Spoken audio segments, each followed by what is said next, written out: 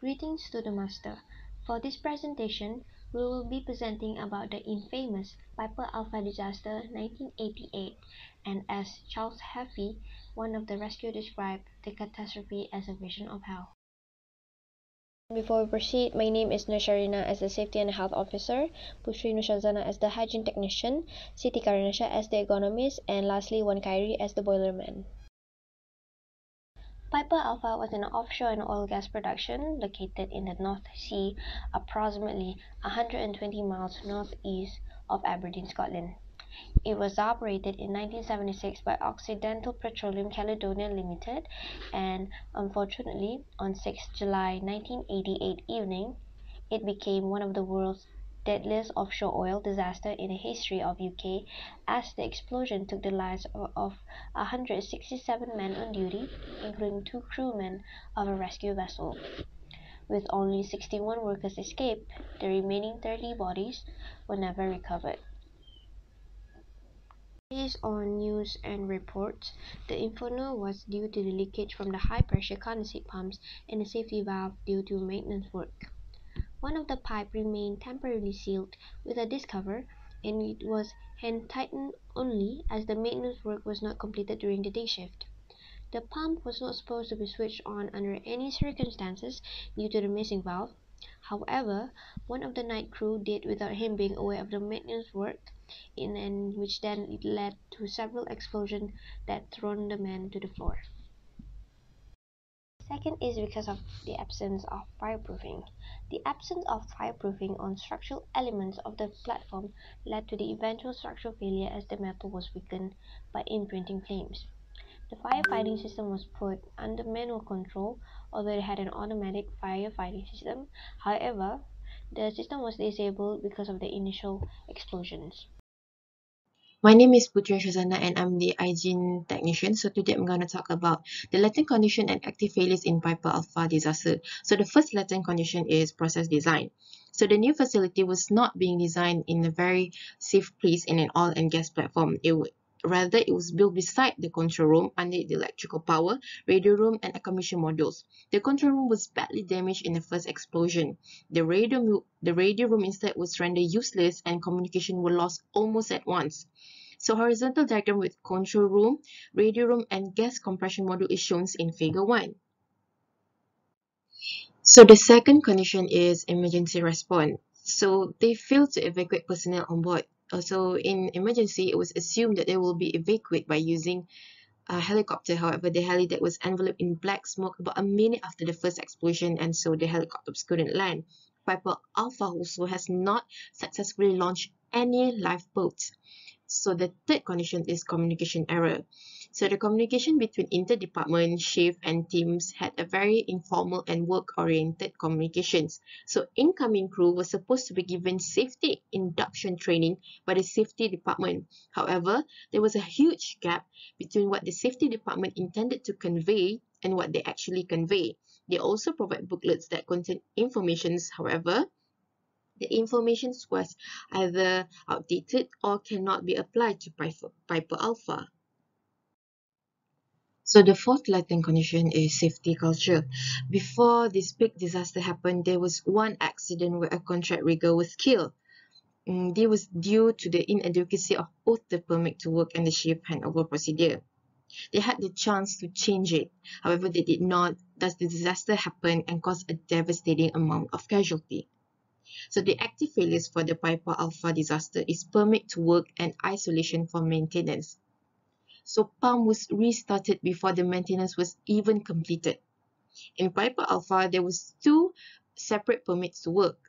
One is dealing with a safety valve, the other dealing with separately located pump. And this led to ineffective and incomplete information for 2 different groups of workers. The unintended but completely catastrophic accident were actually caused by fatal decision to activate the pump that was not provided with a suitable safety valve. Moving on to the ergonomist point of view, the first problem that can be seen on Piper Alpha is the design. All important rooms are placed in the same space. Facilities were located beside the control room, under the electrical power, radio room, and accommodation module, which led to disastrous effect on the rest of Piper Alpha when the disaster struck. This led to losing of communication. The firewalls fitted between operational module were known to protect against intense fire. However, it is not adequately designed to protect against ferocious explosion, and this led to secondary explosion in the module neighboring the location of the initial leak. Despite the extensive fixed fire protection system on Piper Alpha, not a single drop of water was applied from Piper Alpha itself to any of the fires. Water alone would not have put the oil fires out, and with gas fires, one should not even attempt to do so. But it might help to cool the structure and pipelines and have prevented or at least significantly delayed the gas line rupture, which was the major escalating factor in the Piper Alpha disaster. Piper Alpha also unable to evacuate the personnel on board. The helideck became enveloped in black smoke within a minute and helicopters could not land on it. Piper Alpha has a manual fire pumps. In addition, when the incident happened, there are no lifeboats or inflatable life raft were launched successfully from Piper Alpha. Next, Taros. Taros is a large semi-submersible firefighting, rescue and accommodation vessel drew alongside Piper Alpha. The Taros used its water cannon where it could, but it was restricted that time. This is because the cannon was so powerful it would injure or kill anyone hit by the water. The lack of communication from Piper Alpha led to a delay in deployment. Then the demand for electrical power was so great that Taros suffered an almost complete power failure, from which it took several minutes to recover. The safety systems on Taros, good as they were, never had been tested in such extreme condition before. When it come to it, the system failed that case. Okay, Assalamualaikum warahmatullahi wabarakatuh. Good morning, Master. I am Boilerman, so this is my view of perspective toward the accident, Piper Alpha platform. Right.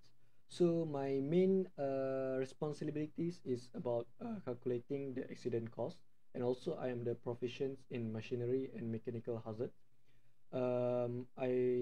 The cost is including injuries cost, lost working hours, life loss, and also the compensation to the family involved, and also the human moral cost. Alright, so we go to the next slide. Alright, so the total of 165 plus those 2 rescue crewmen died in the accidents out of the total 226 men on board in the Piper Alpha platform. Alright, the main reason is 109 died from the smoke inhalations, 13 by drowning, 11 of injuries including burns, and in other 4 cases the cause of death could not be established, and also 30 bodies were never recovered. Alright, for the human moral cost perspective, there are permanent damage to the survivors, including their body parts, deep mental struggles, which is PTSD, post-traumatic event, and most of them cannot work because of this permanent damage they have. Alright, with only 61 survivors of the accident, a total approximately 3.4 billion has been insured of the damage. Alright, and this total is the combined result of lost work hours, legal fees, compensation payouts to the family involved, the fines to the company, and also asset damage in the platform, and other costs associated with the accident. Okay, so the next slide is approximately 1,353,840 million dollar for the first party losses to the company, and approximately 227,549,757 dollar for the third party liabilities has been paid out. Alright, and 550 million market insured for the Norwegian offshore energy, the lion's share of which was with Storbrands and Vesta. Right, for my perspective, there is total of $100 million financial and reputational damage costs paid to the families involved of those killed in the accidents. So that's all from me. Thank you.